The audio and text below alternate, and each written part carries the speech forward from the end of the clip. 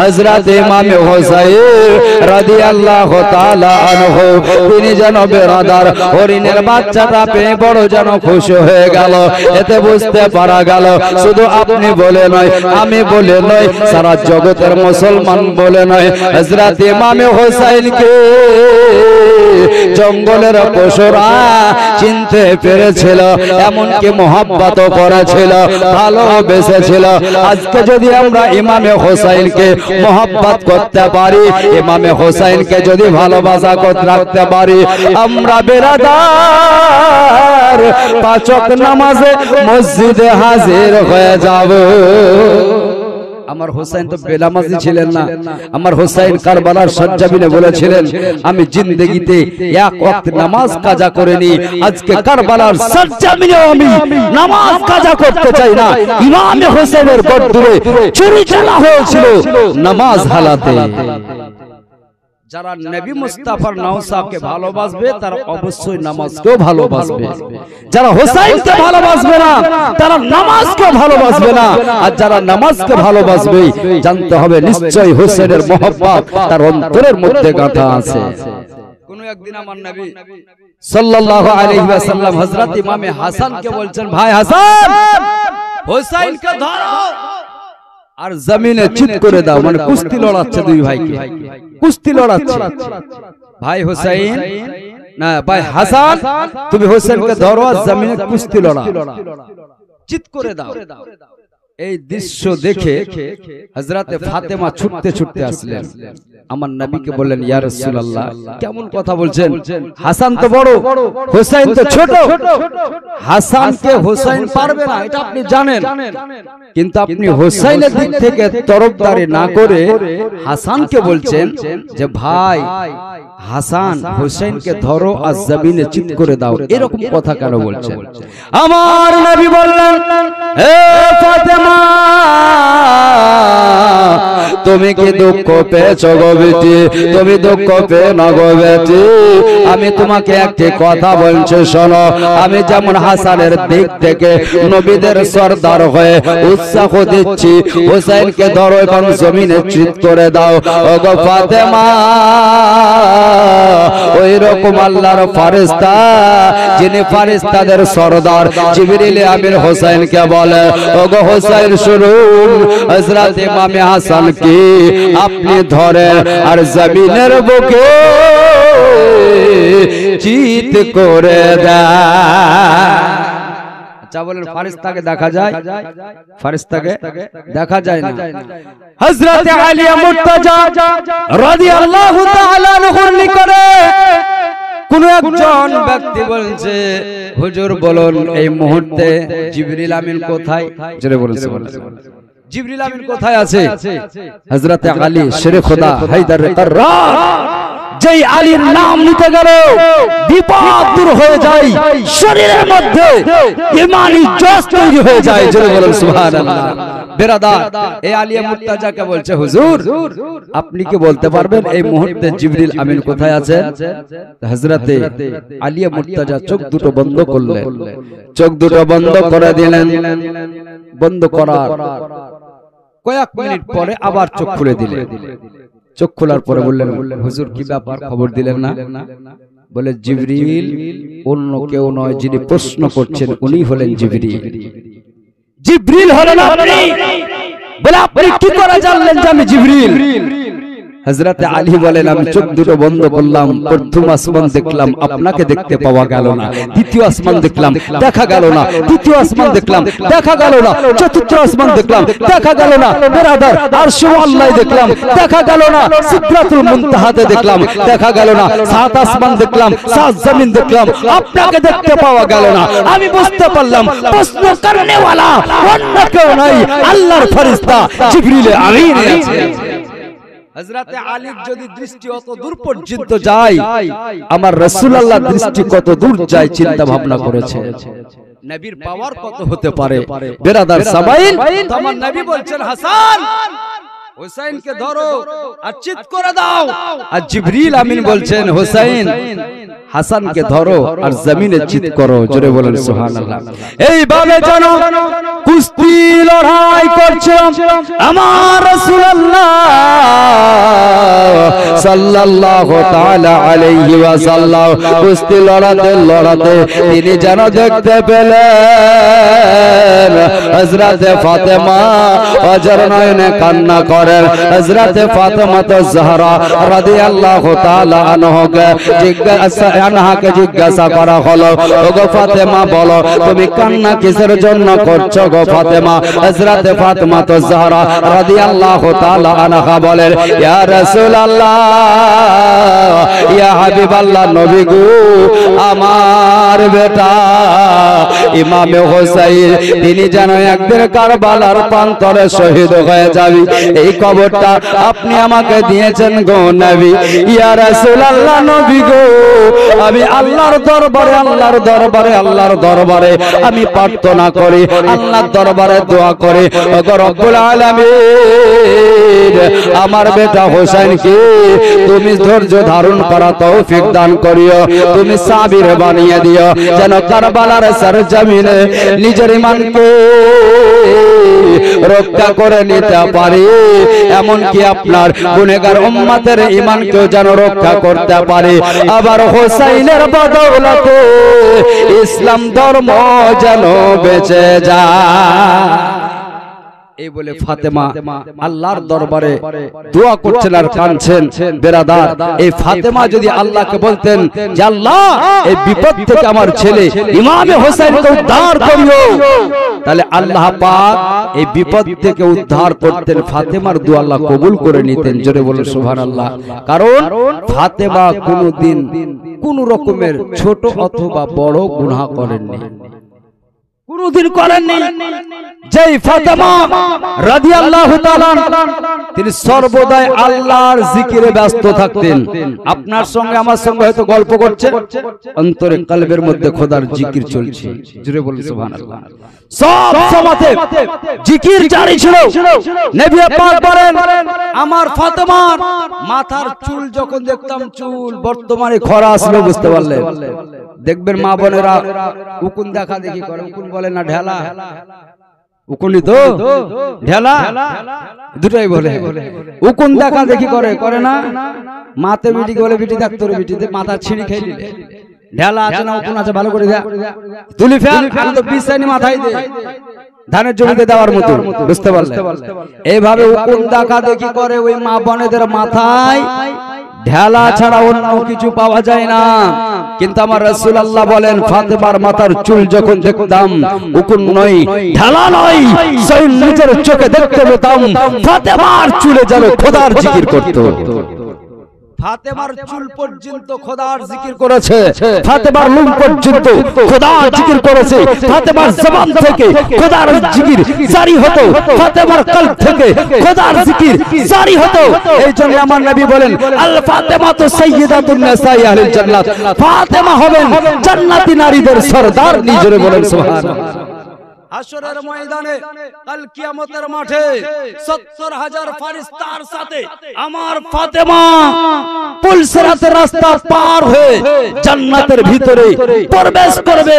ওই জান্নাতে যত নারী জান্নাতি হবে, সেই সমস্ত জান্নাতি নারীদের ফাতেমা হবেন জান্নাতের সরদার। নিজরে বলে সুবহানাল্লাহ। জান্নাতি সরদারনি কি হবে? হযরতে ফাতেমা।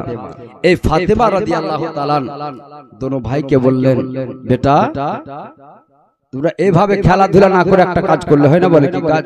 বলে তোমরা দুই ভাই লেখাপড়া করো, লেখাপড়া করো, সিলেটে লিখো, যার লেখা ভালো হবে তাকে বেশি নাম্বার দেওয়া হবে। জোরে বলুন সুবহানাল্লাহ। হযরত ইমাম হাসান এবং হুসাইন রাদিয়াল্লাহু তাআলা আনহু দোনো ভাই যেন লিখতে আরম্ভ করলেন। লিখতে লিখতে বেরাদার লেখা যেন সমাধা হয়ে গেল। লেখা সমাধা হওয়ার পরে হযরত ইমাম হাসান বললেন, মনে হয় আমার লেখাটা বেশি ভালো। হোসেন বলছে, না গো ভাই না, আমার লেখাটা বেশি ভালো। এক অপরে বলছে, ও বলছে আমার লেখা ভালো, ও বলছে আমার লেখা ভালো। এইভাবে দুই ভাইয়ের মধ্যে দ্বন্দ্ব শুরু হয়ে গেল। হযরত ইমাম হাসান বললেন, ভাই শোনো, এভাবে দ্বন্দ্ব না করে চলো চলো আমরা মায়ের নিকটে যাব। আমার মা তিনি লেখার ফয়সালা করে দিবি কার হাতের লেখাটা ভালো, আমার ভালো না আপনার ভালো, এইভাবে আমাদের ফয়সালা করে দিবেন। হযরত ইমাম হাসান এবং হোসেন দোনো ভাই গিয়ে বলে মা আপনি ফয়সালা করে দেন আমাদের দোনো ভাইয়ের লেখাটার মধ্যে কার লেখাটা ভালো। হযরত ফাতেমা রাদিয়াল্লাহু তাআলা আনহা তিনি চিন্তা করতে আরম্ভ করলেন এই মুহূর্তে যদি বলা হয় হোসেনের লেখা ভালো হাসান দুঃখ পাবে, আর হাসানের লেখাটা যদি ভালো বলা যায় হোসেন দুঃখ পাবে। আমি ফাতেমা তো জোহরা দোনো ভাই বেটার মধ্যে আমি কষ্ট দেখতে পারবো না, আমি দোনো ভাইকে দুঃখ দিতে পারবো না। এই জন্য তিনি বললেন ওগো বেটা শোনো, তোমাদের লেখার ফয়সালা আমি করে দিতে পারবো না, তোমাদের লেখার ফয়সালা একমাত্র তোমার পিতা আলী পারবে। কারণ আমার নবী বলেন আনা মদিনাতুল ইলম ওয়া আলিউন বাবুহা, আমি হলাম জ্ঞানের শহর আর সেই শহরের দরওয়াজা হলেন হযরত আলী। ওগো বেটা শোনো, তোমাদের লেখার ফয়সালা তোমার আব্বা শেরে খোদায় পারবে। যখন এই কথা বলা হলো হযরত ইমাম হাসান এবং হোসেন দোনো ভাই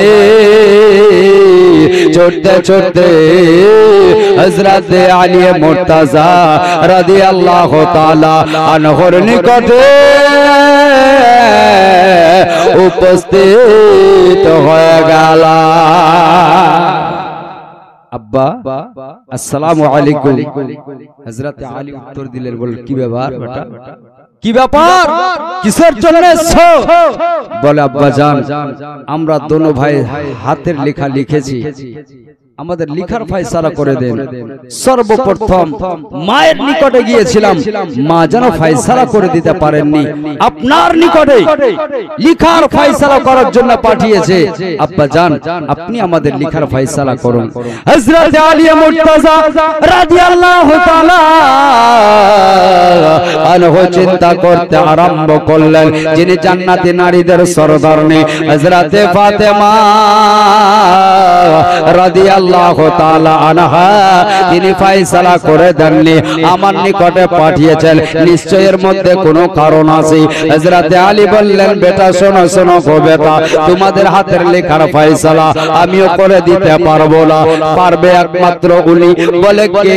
যিনি হলেন দোনো জাহানের মালিক ও মুখতার, যিনি হলেন দোনো জাহানের বাদশা, যিনি হলেন দোনো জাহানের পয়গম্বর, যিনি হলেন নবীদের নবী, যিনি হলেন নবীদের লিডার, যিনি হলেন নবীদের সরদার। তোমার নানা জানের নিকটে যাও, আমার মন বলে তোমার নানা ফয়সালা করে দিতে পারবি। আমি পারবো না, কারণ আজকে যদি আমি বলি বেটা হাসান তোমার হাতের লেখা ভালো, তাহলে হোসেন দুঃখ পাবে, আর হোসেনকে যদি বলা যায় কি তোমার হাতের লেখা ভালো, তাহলে হাসান দুঃখ পাবে। এইভাবে তাদের এক অপরের মনে দুঃখ হবে। আমি আলী সেটা কিন্তু চাই না, জোরে বলেন সুবহানাল্লাহ। এই জন্য ফয়সালাটা ট্রান্সফার কোথায় করলেন? আমার দয়ার নবী আকা মুস্তাফার নিকটে, জোরে বলুন সুবহানাল্লাহ। আমার নবী সাল্লাল্লাহু তাআলা আলাইহি ওয়াসাল্লামের নিকটে পাঠিয়ে দেওয়া হলো হযরত আলী মুর্তজার বেটা হযরত হাসান এবং হোসেন রাদিয়াল্লাহু তাআলা আনহু দোনো ভাই যেন নবী মুস্তাফার নিকটে এসে যেন সালাম জ্ঞাপন করলেন, আসসালাতু ওয়াসসালামু আলাইকা ইয়া রাসূলুল্লাহ, ইয়া হাবিবাল্লাহ, নবী গো আপনার নিকটে আমার আব্বা জান শেরে খোদা মুশকিলে কোষা পাঠিয়েছেন গো নানা।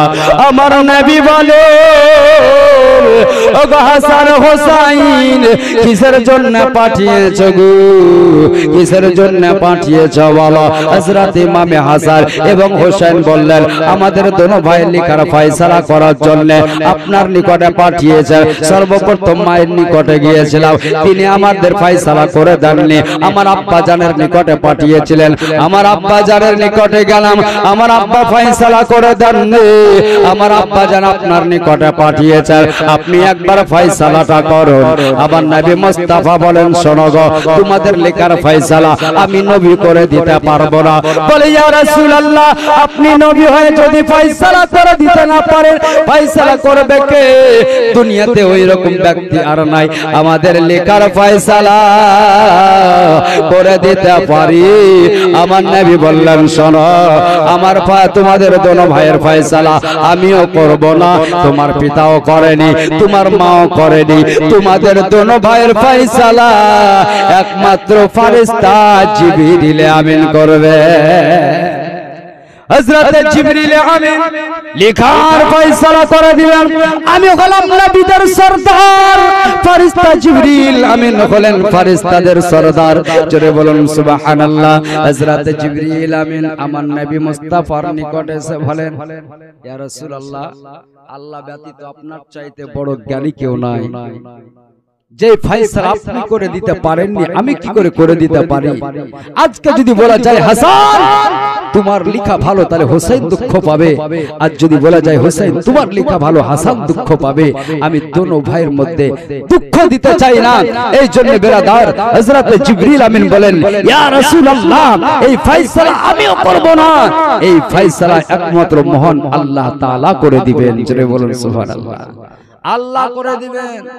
দেখেন কোথা থেকে কোথায় চলে গেল এই ফয়সালা। কারণ এই হাসান এবং হোসেনকে প্রত্যেকেই যেন ভালোবাসে। যিনি আল্লাহ আসমান জমিন সৃষ্টিকর্তা, 18,000 মাখলুকাত সৃষ্টি করেছেন, সে আল্লাহ পর্যন্ত আমার হাসান এবং হোসেনের মনে দুঃখ দিতে চান। বেরাদার সময় আল্লাহ রাব্বুল আলামিন ফেরেশতা জিবরিল আমিনকে বললেন, ওগো জিবরিল, তুমি জান্নাতে চলে যাও, একটি সেব নিয়ে এসো, জান্নাতের ভিতর থেকে আসমানের দিকে ছড়ে দাও, তাদেরকে বলে দাও এই আপেলটা যার স্লেটের উপরে পড়বে তার লেখাটা ভালো হবে। আল্লাহর ফেরেশতা জিবরিল জান্নাতের ভিতর থেকে একটি যেন আপেল নিয়ে আসলে, একটি সেব নিয়ে আসলে, এবং দোনো ভাইকে বললেন, শোনো, এই আপেলটা উপর দিকে ছড়ে দিচ্ছি, যার স্লেটে এসে পড়বে তার লেখাটা ভালো হবে। বেরাদার সামাইন छोड़ने वाला फरिश्ता जिब्रील आमीन আল্লাহ রাব্বুল আলামিন আদেশ জিবরিল আমিন যেমন আসমানের দিকে আপেলটা ছড়ে দিয়েছে, আল্লাহ বলেন, ওরে আপেল আমার হুকুম দুই টুকরো হয়ে যা এবং দোনো ভাই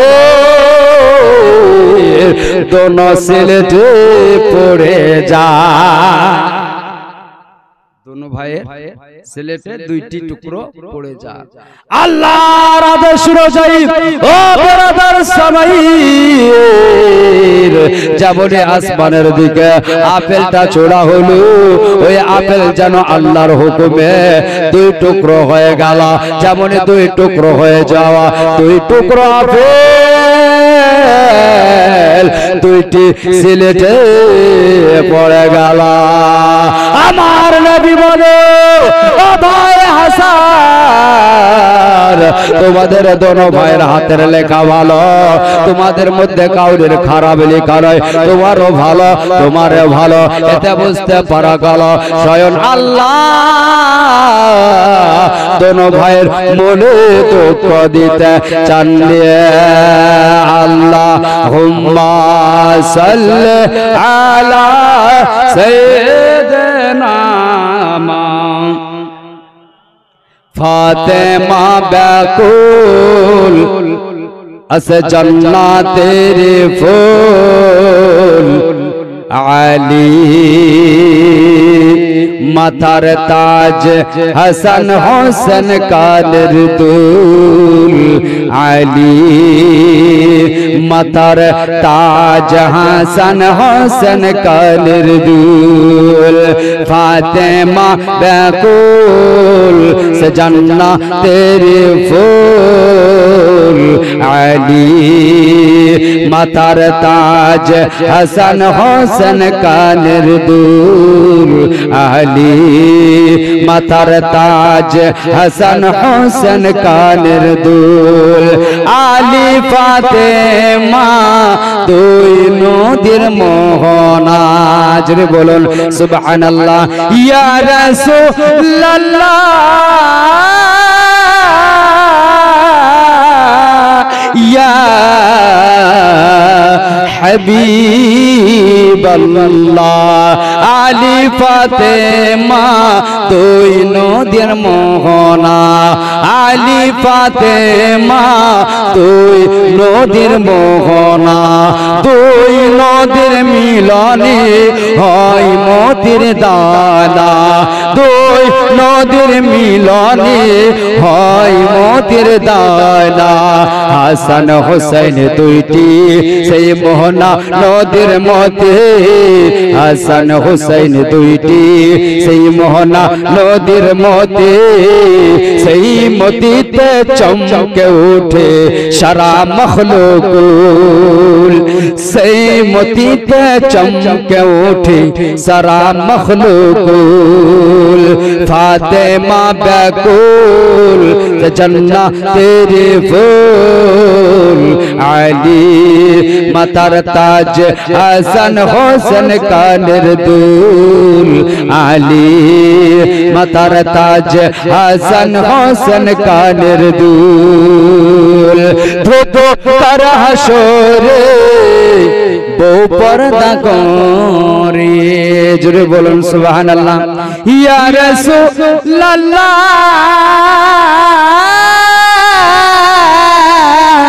ইয়া হাবিবাল্লাহ প্রভু তার হাসরে বউ পর্দা করে আসবেন ফাতেমা খোদার দারি প্রভু তার হাসরে বউ পর্দা করে আসবেন ফাতেমা খোদার দারি বলবেন আল্লাহ তাআলা সেই কারবালার খুনের বদলা বলবেন আল্লাহ তাআলা সেই কারবালার খুনের বদলা নবীর উম্মত পার করে দাও পুলসিরাতের ফুল নবীর উম্মত পার করে দাও পুলসিরাতের ফুল ফাতেমা ব্যাকুল আছে জান্নাতের ফুল আলী মাথার তাজ হাসান হোসেন কানের দুল আলী মাথার তাজ হাসান হোসেন কানের দুল আল্লাহুম্মা সাল্লি আলা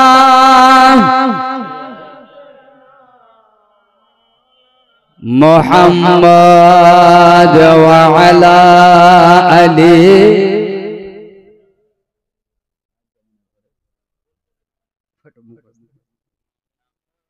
وعلى مولانا محمد صلى على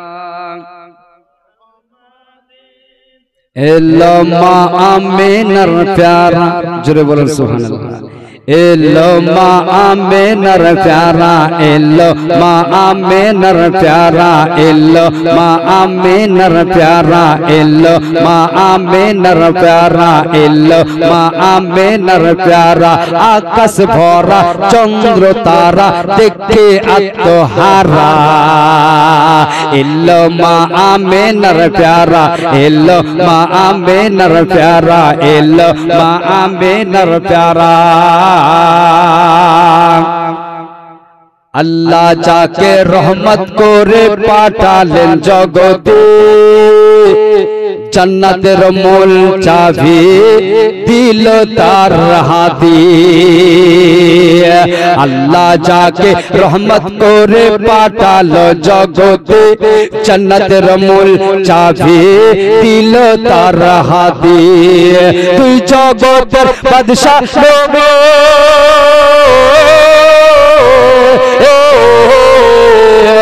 দুই জগতের বাদশা নবী, দুই জগতের বাদশা নবী অসহায় সাহারা। ইল্লামা আমেনার প্যারা, ইল্লামা আমেনার প্যারা, ইল্লামা আমেনার প্যারা, ইল্লামা আমেনার প্যারা। আকাশ ভরা চন্দ্র তারা, আকাশ ভরা চন্দ্র তারা দেখে আত্মহারা। ইল্লামা আমেনার প্যারা, ইল্লামা আমেনার প্যারা, ইল্লামা আমেনার প্যারা। आकाश झूमे बातास झूमे झूमे बैतुल्लाह, जरे बोल सुभान अल्लाह। आकाश झूमे बातास झूमे झूमे बैतुल्लाह, सारा जगत चमकाते एलो रसूलुल्लाह। आकाश झूमे बातास झूमे झूमे बैतुल्लाह, सारा जगत चमकाते एलो रसूलुल्लाह। व्यभिचारी अत्याचारी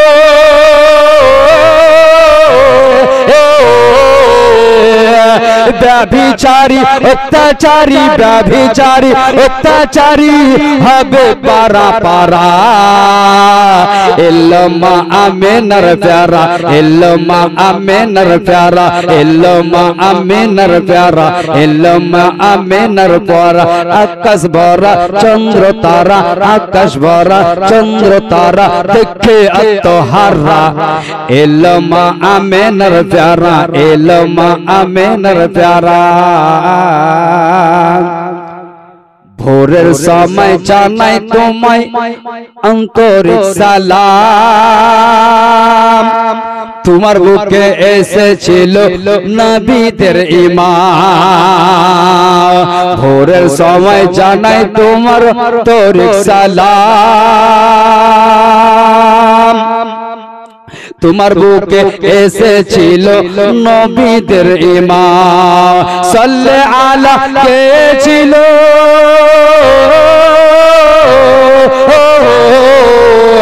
সাল্লে আলা কে ছিল, সাল্লে আলা কে ছিল নূরি ফারিস্তারা। ইল্লামা আমেনার প্যারা, ইল্লামা আমেনার প্যারা, ইল্লামা আমেনার প্যারা, ইল্লামা আমেনার প্যারা। আকাশ ভরা চন্দ্র তারা, আকাশ ভরা চন্দ্র তারা দেখে আত্মহারা। ইল্লামা আমেনার প্যারা, ইল্লামা আমেনার প্যারা, ইল্লামা আমেনার প্যারা, ইল্লামা আমেনার প্যারা। अल्लाहुम्मा सल्ले अला सय्यदना मौलाना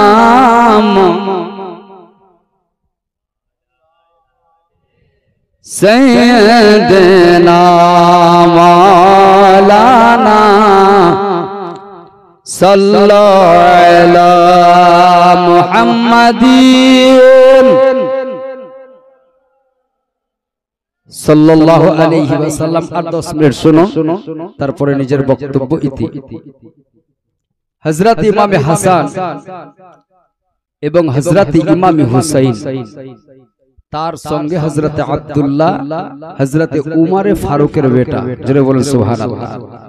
এনারা তিনজনে ধুলা নিয়ে খেলাধুলা করছে। হঠাৎ করে হযরত ইমামে হাসানের হাত থেকে একটি খেজুর নিচে পড়ে যায়। হযরত ইমামে হাসান বললেন, আব্দুল্লাহ ওই খেজুরটা উঠিয়ে আমার হাতে দাও। আব্দুল্লাহ বলছে, আমি তোমার চাকর আছি নাকি? আমি তোমার চাকর আছি যে জমিন থেকে খেজুর উঠিয়ে তোমার হাতে দেব? হযরত ইমামে হাসান জোশে চলে আসলেন আর বললেন, তুমি কেন? তোমার বাপ পর্যন্ত আমার চাকর। জোরে বলেন সুবহানাল্লাহ। আমার ভাই হোসাইনেরও চাকর। যেমনই বলা বুঝতে পারলেন হযরত আব্দুল্লাহ এত রেগেছে যে চোখগুলো যেন আমলার মতো মোটা মোটা হয়ে গেছে। দাঁড়া, আমার বাপ হলো খলিফা, আর খলিফার বেটাকে বলছে যে চাকর। তুই জানিস না, সারা জগৎ জানে আমার পিতা হযরত উমর ফারুক হলেন খলিফা। জোরে বলেন সুবহানাল্লাহ। তারই বেটা আমি আব্দুল্লাহ, আর আমাকে চাকর বললি? দাঁড়া, এই বিচার নিয়ে যাব আমার আব্বাজানের নিকটে। আমার আব্বাজানকে বলবো ন্যায্য ফয়সালা করে দেন। বিরাদার সামাইন ইকরাম, হযরত আব্দুল্লাহ তিনি ছুটতে ছুটতে গেলেন হযরত ওমর ফারুকের নিকটে। বলে আব্বাজান এরকম ব্যাপার। বলে কি হয়েছে? বলে হযরত ইমামে হাসানের হাত থেকে একটি খেজুর নিচে পড়ে যায়। হযরত ইমামে হাসান আমাকে বললেন আব্দুল্লাহ খেজুরটা উঠিয়ে দাও। আমি উঠিয়ে দিই। তখন আমাকে কি বলেছিল জানেন? কি বলেছিল? চাকর। হযরতে উমর বললেন চাকরটা নিশ্চয়ই কোন একটা কারণ ঘটার কারণে তোমাকে বলেছে। আগে তো এমনি বলবে না, নিশ্চয়ই তুমি কিছু বলেছো। তো হ্যাঁ একটি কথা বলেছিলাম। বলে সেটা কি? আমি কি তোমার চাকর যে খেজুরটা তুলে তোমার হাতে দিব? যেমন এই কথা বলা হযরত ইমামে হাসান বলছেন তুই কেন তোর বাপ পর্যন্ত আমার চাকর? এত বড় কথা? বলে হ্যাঁ। এলান করে দাও পুরো মদিনা শহরে যে হযরত ইমামে হাসান এবং হোসেনের ফয়সালা হবে, কারণ আমাকে এবং তোমাকে চাকর বলেছে এই জন্য। কিন্তু তার আগে তো কিছু করণীয় আছে। কি করণীয় আব্বা? বলে তোমাকে যে চাকর বলেছে তো প্রমাণ নাই। প্রমাণ আছে? বলে প্রমাণ বলতে? বলে যখন তোমাকে চাকর বলে ওই সময় কোন ব্যক্তি ছিল? বলে না। কে কে ছিল? বলে হাসান আর আমি। হাসান আর তুমি ছিলে? বলে এটা তো প্রমাণ নয়, লোকে তো বিশ্বাস করবে না, তাহলে লিখিত করে ইমামে হাসানকে বলো আমি যে তোমাদের চাকর সেটা একটা কাগজে লিখে দাও। জোরে বল সুবহানাল্লাহ। হযরত ওমর ফারুক বললেন ঠিক আছে। একটা কাগজ কলম নিয়ে গেলেন। নিয়ে যাওয়ার পরে হযরত ইমামে হাসানকে বললেন তুমি যেটা নিজের জবানে বলেছো এটা লিখে দিতে পারবা? পারবা? তোমার বুকে পাটা আছে? বুকের পাটা থাকলে এই কাগজে তুমি লিখে দেখাও এবং সহি করে দাও, সিগনেচার করে দাও। হযরত ইমামে হাসান বলেন আমি জবানে যখন বলতে পেরেছি আমি লিখেও দিতে পারি। হযরত ইমামে হাসান কাগজে লিখে দিলেন তুই কেন, তোর বাপ কেন, তোর সাত গোষ্ঠী আমার চাকর, আমার ভাই ইমামে হোসেনের চাকর, আমার নানা জান নবী মুস্তাফার চাকর। জোরে বলুন সুবহানাল্লাহ। সিগনেচার করে দিলেন, সহি করে দিলেন। আব্দুল্লাহ মুচকে মুচকে হাসছে আর বলছে ঢাড়া এবার তোমার ব্যবস্থা হবে। আমাকে চাকর বলেছো, আমার বাপকে চাকর বলেছো, যে বাপ হলো আমাদের দেশের খলিফা আর তাকে তুমি চাকর বলেছো? এত বড় সাহস! দাঁড়াও তোমার ফয়সালা হবে। চারিদিকে এলান হয়ে গেল মদিনার গলিতে গলিতে এলান হয়ে গেল ওগো মদিনাবাসীর লোকেরা শোনো, হযরত ইমামে হাসান এবং হোসেন হযরত ওমর ফারুকের বেটা এবং ওমর ফারুক দুজনকে যেন চাকর বলেছে। এই জন্য আজকে ফয়সালা আছে, আজকে যেন বিচার রয়েছে। ও বেরাদার যেমন এলান হয়ে গেল হযরত আলী মুর্তজা নিজের বাড়িতে যেন নির্জনে কান্না করে, হযরত ফাতেমাও কান্না করে। তার কারণ হলো আলাদা, তার কারণ হলো এটাই হযরত ফাতেমা জাহরা রাদিয়াল্লাহু তাআলা আনহা বলেন আল্লাহ গো হযরত ওমর ফারুক তিনি জালালি মেজাজের সাহাবী, হয়তো আমার বেটাকে হত্যা করে দিতে পারে বা অপদস্থ করতে পারে বা অপমান করে দিতে পারে। এই জন্য হযরত ফাতেমা তিনি যেন অজর নয়নে কান্না করেন, হযরত আলীও কান্না করেন। বিচারের টাইম হয়ে গেল, মদিনার সমস্ত লোকেরা যেন গভর্নর হাউসের নিকটে হাজির হয়ে গেল, উপস্থিত হয়ে গেল। ও বেরাদার হযরত ওমর ফারুক বলতে আছে গো মদিনাবাসীর লোকেরা শোনো, আমি তোমাদেরকে কিসের জন্য ডেকেছি তোমরা কি অবগত আছো? প্রত্যেক মদিনাবাসীর লোকেরা বলল হ্যাঁ আমরা তো অবগত আছি, আমরা তো জানি আপনাকে চাকর বলেছে, আপনার বেটাকে চাকর বলেছে, আপনার সাত গোষ্ঠীকে চাকর বলেছে। হযরত ইমামে হাসান এবং হোসেন আজকে আপনি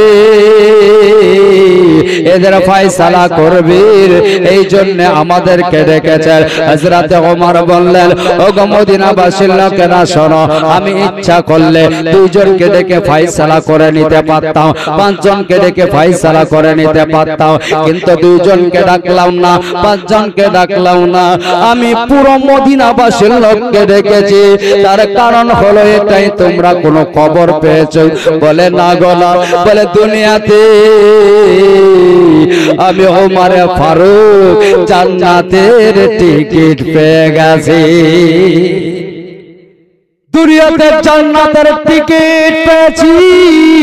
বলে জান্নাতের টিকিট বলতে কি? বলে আমার হাতে এটা কি আছে? বলে কাগজ। কি লেখা আছে? বলে হযরত ইমাম হাসান এবং হোসেন যে আপনাকে চাকর বলেছে তার প্রমাণ, তার দলিল। বলে এটা কাগজ বলবে না।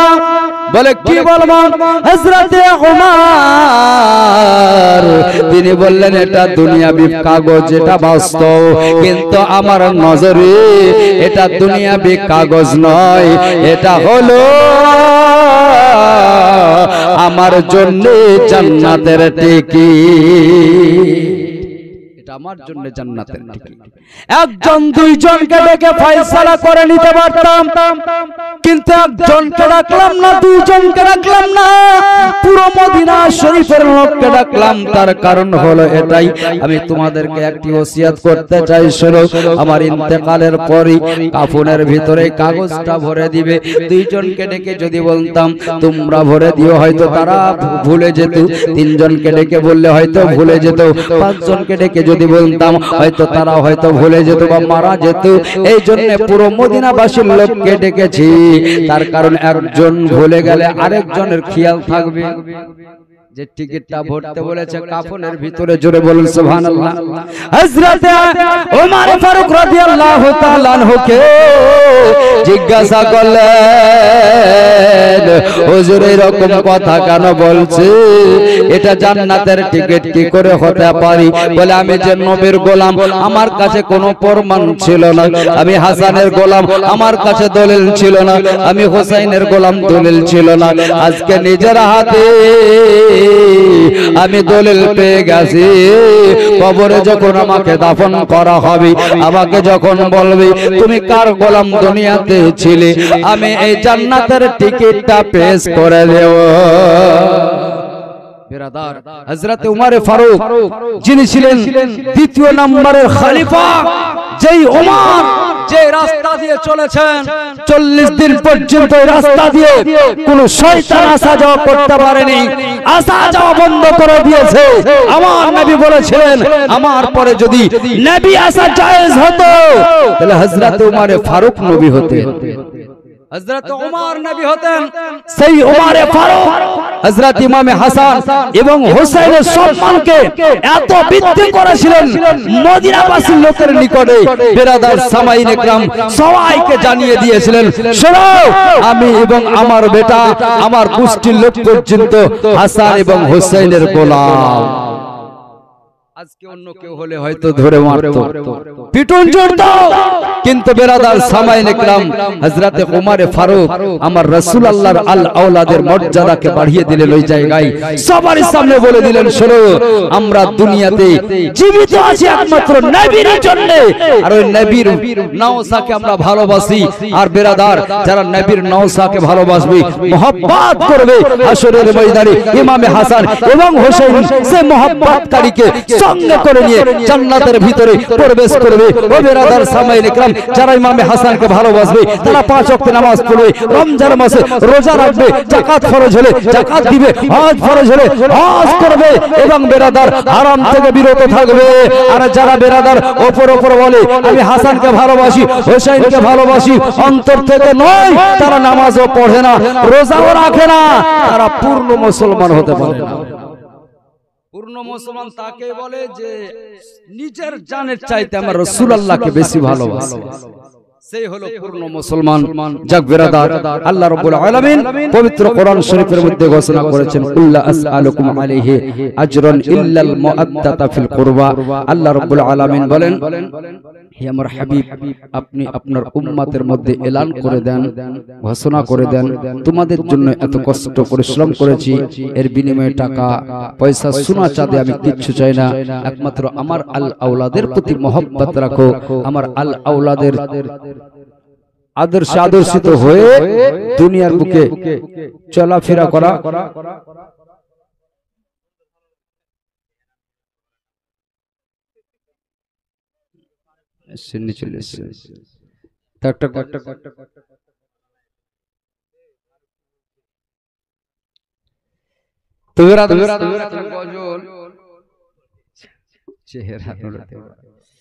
গজল আল্লাহুম্মা সাল্লি আলা মাওলানা মুহাম্মাদ ওয়া আলা আলি। ওরে ও বেনামাজি, নামাজের গজলটা বলা একান্ত দরকার আছে, এটা শুনো। ওরে ও বেনামাজি, নামাজ কেন পড়ো না? নামাজ হবে সঙ্গের সাথী, জেনেও কেন বুঝো না? ওরে ও বেনামাজি, সর্বপ্রথম আসবে ফজর, ফজর পড়বে যে জানা, সর্বপ্রথম আসবে ফজর, ফজর পড়বে যে জানা, ফজর হবে পায়ের খরম, ফজর হবে পায়ের খরম, আগুনের তাপ লাগবে না। ওরে ও বেনামাজি, নামাজ কেন পড়ো না? নামাজ হবে সঙ্গের সাথী, জেনেও কেন বুঝো না? ওরে ও বেনামাজি। আচ্ছা বলেন, দিনের বেলায় সূর্য কত দূরে থাকে? বহু দূরে থাকে। খরার সময় তার তাপমাত্রা আমরা সহ্য করতে পারি না, পারি কি?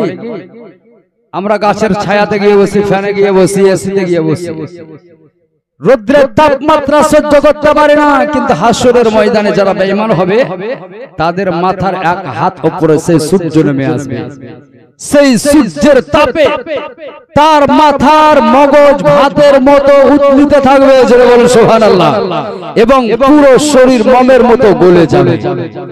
এরকম আযাব হবে। এই আযাব থেকে বাঁচতে গেলে কি করতে হবে শুনুন। তারপরে আসবে যোহর, যোহর পড়বে যে জানা, তারপরে আসবে যোহর, যোহর পড়বে যে জানা, যোহর হবে মাথার ছাতা, যোহর হবে মাথার ছাতা, সূর্যের তাপ তো লাগবে না। ওরে ও বেনামাজি, নামাজ কেন পড়ো না? নামাজ হবে সঙ্গের সাথে, জেনেও কেন বুঝো না? ওরে ও বেনামাজি, নামাজ কেন পড়ো না? নামাজ হবে সঙ্গের সাথে, জেনেও কেন বুঝো না? ওরে ও বেনামাজি, জোরে বলুন সুবহানাল্লাহ। তারপরে কি আসবে? আসর। শরীর যখন আমাদের ঘেমে যায়, তখন আমরা গামছা দিয়ে যে শরীরটাকে মুছে নিয়ে পরিষ্কার করে নিই। হাসরের ময়দানে যখন প্রত্যেকের শরীর ঘামতে আরম্ভ করবে, তখন শরীর মুছার জন্য কি পাওয়া যাবে শুনুন। আজকে দুনিয়াতে গামছা রুমাল পাচ্ছি, সেদিন তো গামছা রুমাল পাওয়া যাবে না, যাবে কি? উলঙ্গ অবস্থায় যাবে আর উলঙ্গ অবস্থায় কবর থেকে উঠে হাসরের ময়দানে যাবে, সঙ্গে কিছুই থাকবে না, একবার উলঙ্গ অবস্থায় থাকবে, এমনকি হাসরের ময়দানে কাফন পর্যন্ত থাকবে না। জোরে বলুন সুবহানাল্লাহ। তো আল্লাহ নবী বলেছেন যারা প্রতিদিন রেগুলার আসরের নামাজ আদায় করবে তাদেরকে কি উপহার আল্লাহ দান করবে শুনুন। তারপরে আসবে আসর, আসর পড়বে যা, তারপরে আসবে আসর, আসর পড়বে যা,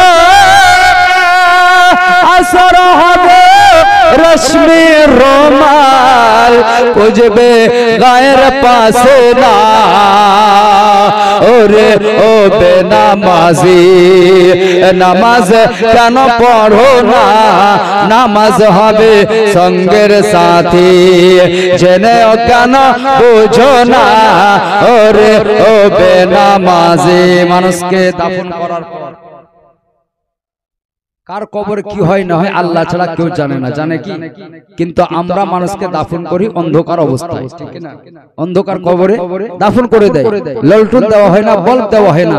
বেরাদার সামাইন, আল্লাহ নবী বলেছেন তোমরা নিজ নিজ কবর যদি আলোকিত করতে চাও তাহলে মাগরিবের নামাজ পড়ো। জোরে বলুন সুবহানাল্লাহ। তারপরে আসবে মাগরিব, মাগরিব পড়বে যা, তারপরে আসবে মাগরিব, মাগরিব পড়বে যা, মাগরিব হবে নূরের বাতি, ঘোর অন্ধকার রবে না, ওরে ও বেনামাজি নামাজ কেন পড়ো না, নামাজ হবে সঙ্গের সাথী জেনেও কেন বুঝো না, ওরে ও বেনামাজি। আল্লাহুম্মা সাল্লি সাইয়্যিদানা ওয়া আলা ও হযরত ইমাম হাসান এবং ইমাম হোসেন ওনারা আম্মেজানকে বলছেন মা আগামী কালকে ঈদের নামাজ, আগামী কালকে ঈদুল ফিতরের নামাজ হবে, সবাই যেন নতুন পোশাক পরে নিয়েছে, এমনকি কিনেও নিয়েছে। আম্মেজান আমাদের জন্য কি নতুন পোশাকের ব্যবস্থা না? আমরা কি নতুন পোশাক পাবো না? মা সবাই নতুন পোশাক পরিধান করে ঈদগাহর ময়দানে যাবে, আর আমরা পুরাতন পোশাক পরে ঈদগাহর ময়দানে যাব? মা শোনো, যতক্ষণ পর্যন্ত আমরা দোনো ভাই নতুন পোশাক না পাবো ঈদগাহর ময়দানে নামাজ পড়তে যাব না। জোরে বলুন সুবহানাল্লাহ।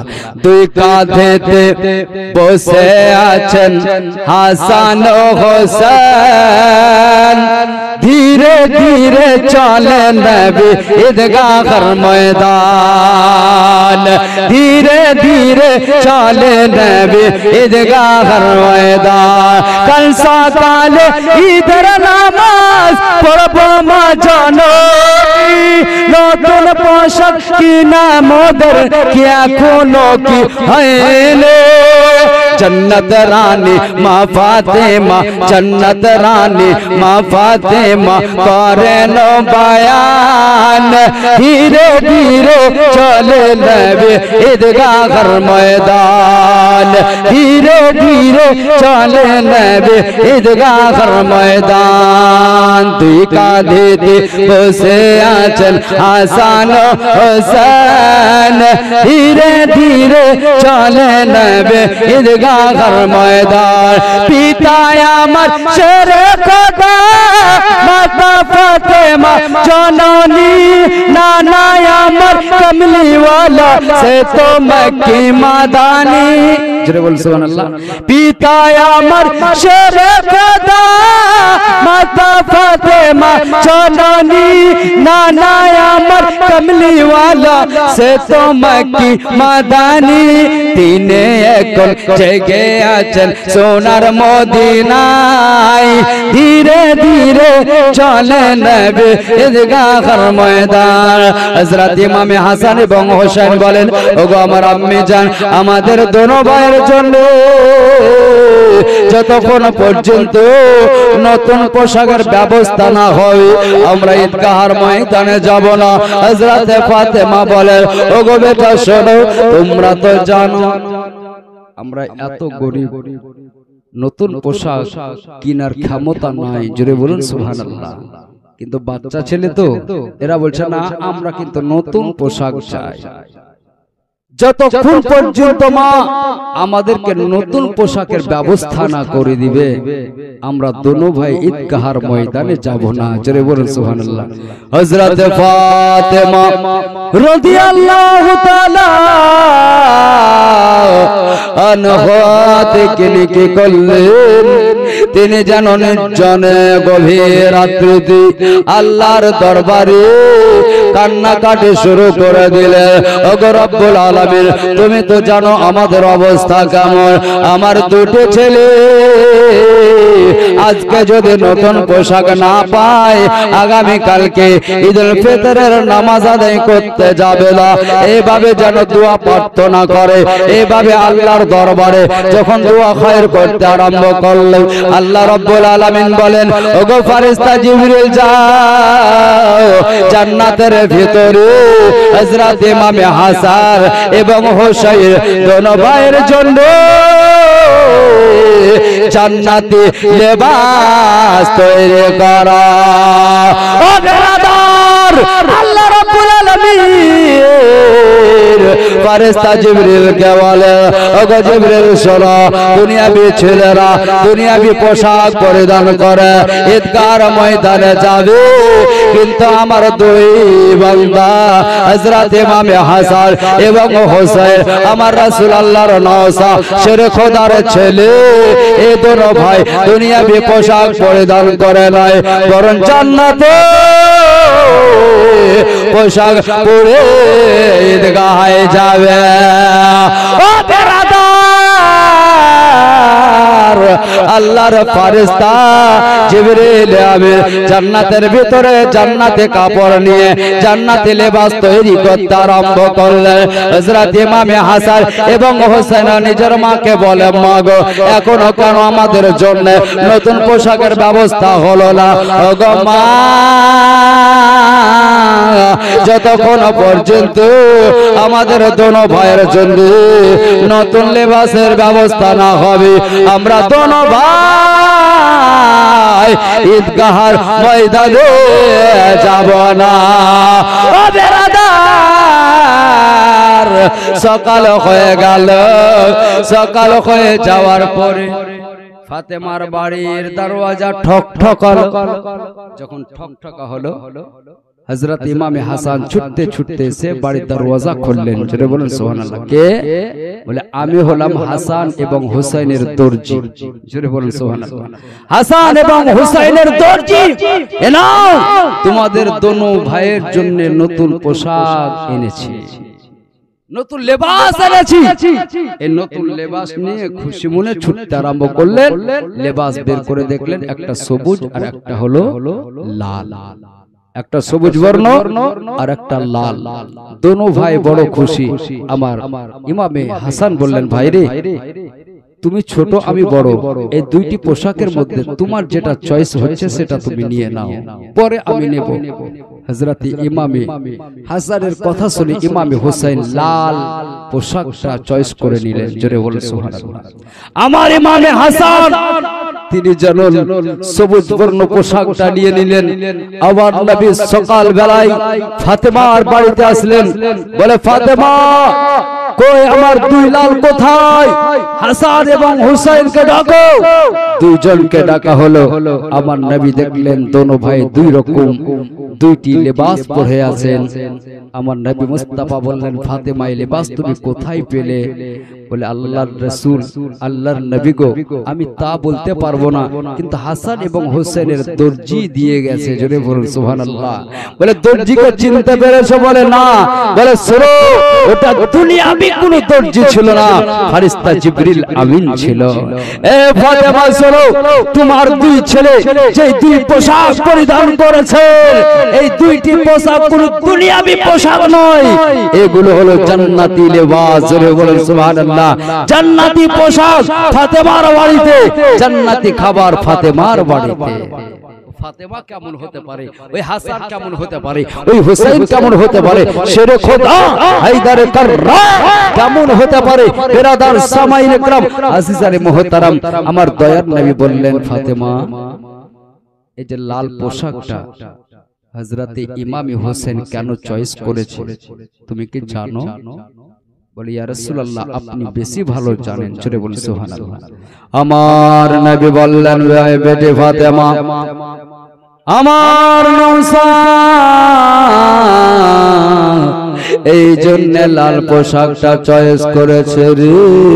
আমার এই নওশা কারবালার সরজমিনে ইসলামের খাতিরে, ইসলামকে রক্ষা করার জন্য আমার হোসেন যেন কারবালার সরজমিনে শহীদ হয়ে যাবে এবং উনার লাল রক্ত দিয়ে নিজের শরীরটাকে রঙিয়ে দিবে। নিজের শরীরকে রঙিয়ে দেওয়ার পরে ওই রক্ত দিয়ে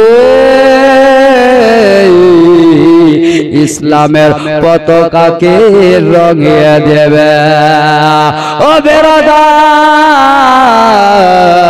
হযরতে ইমাম হোসাইন কারবালার সরজমিনে নিজের রক্ত দিয়ে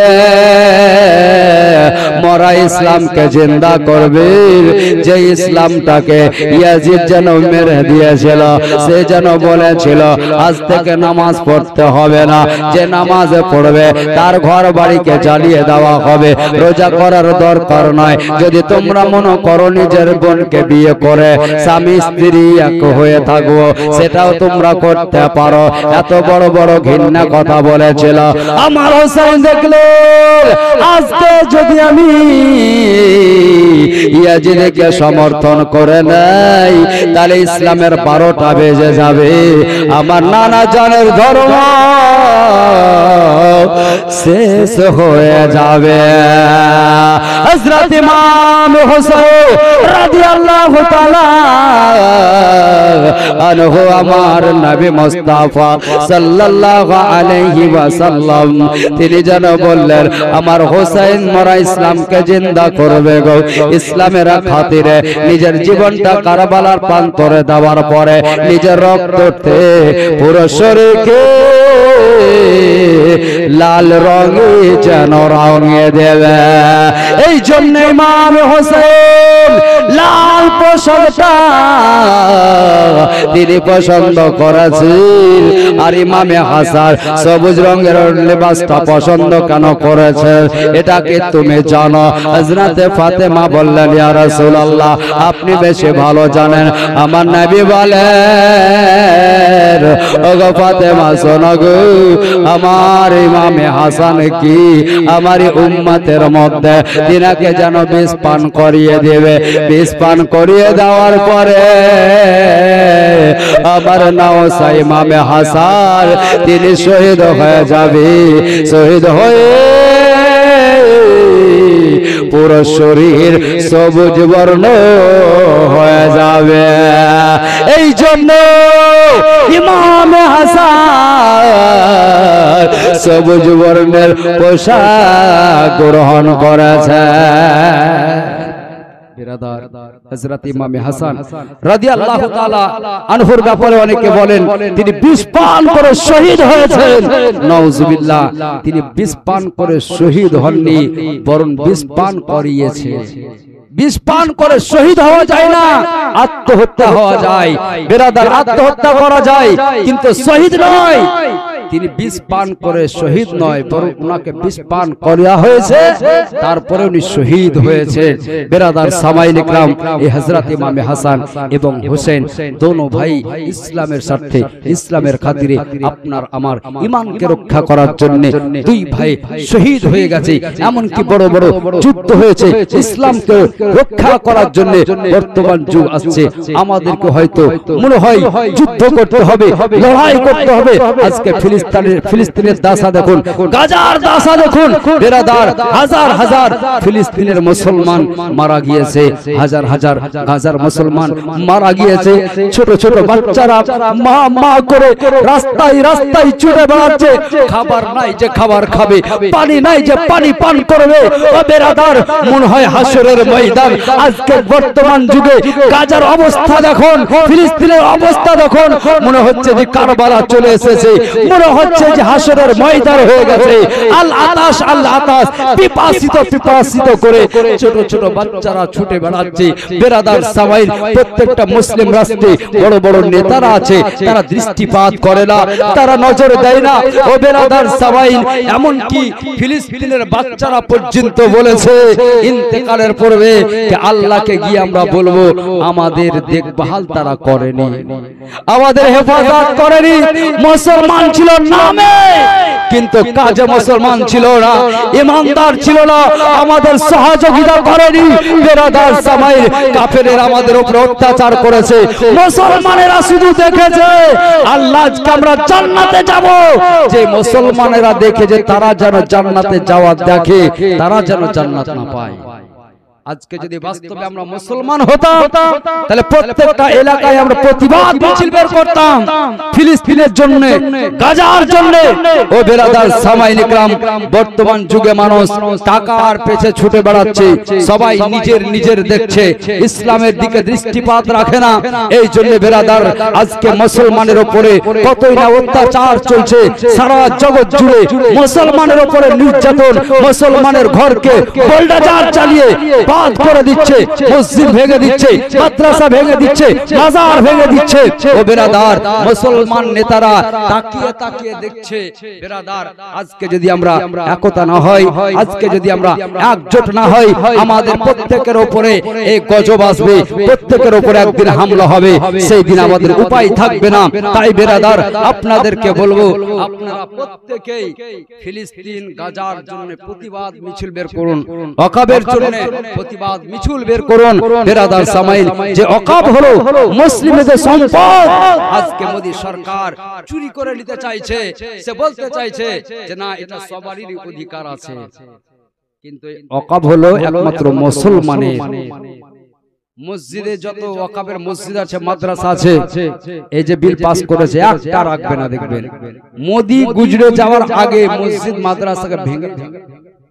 আজকে যদি আপনি আমি প্রতিবাদ মিছিল বের না করি, তাহলে একদিন দেখবেন আপনাদের গ্রামে যে মসজিদ ভাঙবে না, কোনো বিচিত্র না। এটাও ওয়াকাব, মাদ্রাসা যে ভাঙবে না কোনো গ্যারান্টি নাই, ভেঙেও দিতে পারে। তাই বেরাদার, আপনাদের সকলকে বলবো, প্রত্যেকে আপনার প্রতিবাদ মিছিল বের করুন। প্রতিবাদ মিছিল বের করা একান্তই দরকার, জরুরি আছে। সারা বিশ্বে জুড়ে আজকে ওয়াকাব বিলের বিষয়ে প্রতিবাদ মিছিল বের করেছে, এমনকি ফিলিস্তিনের জন্য প্রতিবাদ মিছিল বের করেছে। আল্লাহ রাব্বুল আলামিন যেন আমাদের সকলকে হেফাজত করেন, সকলে করুন আমিন। এখান থেকে নিজের বক্তব্য কলামিতি বলার মাধ্যমে ভাষার মধ্যে থাকে ভুল ত্রুটি ক্ষমা প্রার্থী। ওয়া মা আলাইনা ইল্লাল বালাগ। আসসালামু